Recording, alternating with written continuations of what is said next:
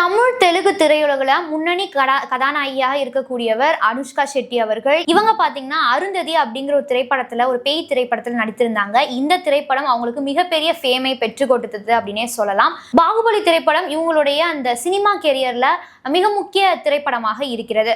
தற்போது அனுஷ்கா ஷெட்டி அவர்கள் பாத்தீங்கன்னா தன்னுடைய 50வது படமாக காதி அப்படிங்கிற ஒரு திரைப்படத்துல வந்துட்டு நடித்து முடித்திருக்கிறாங்க.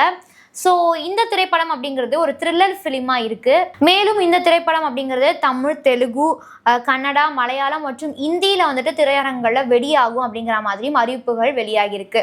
இதனைத் தொடர்ந்து ஒரு நேர்காணலில் வந்துட்டு அனுஷ்கா ஷெட்டி அவர்கள் கலந்து கொண்டாங்க. ஸோ அதில் அனுஷ்கா ஷெட்டி அவர்கள் தன்னுடைய முதல் காதலை பற்றி பகிர்ந்துருக்கிறாங்க. அப்படி அவங்க என்ன பேசியிருக்கிறாங்கன்னு பார்த்தீங்கன்னா, நான் 6ஆம் வகுப்பு படிக்கும்போது ஒரு பையன் வந்து என்கிட்ட நான் உன்னை காதலிக்கிறேன், உன்னை ரொம்ப உயிர்க்குயிராக நேசிக்கிறேன் அப்படிங்கிற மாதிரி சொல்லியிருந்தான்.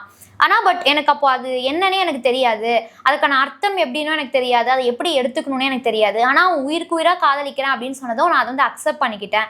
இப்போ வரைக்குமே என்னால் அதை மறக்க முடியாத ஒரு நினைவாக அந்த நினைவு அப்படிங்கிறது இருக்குன்ற மாதிரி தன்னுடைய முதல் காதலை பற்றி மிகவும் அருமையாக பகிர்ந்து கொண்டிருக்கிறாங்க.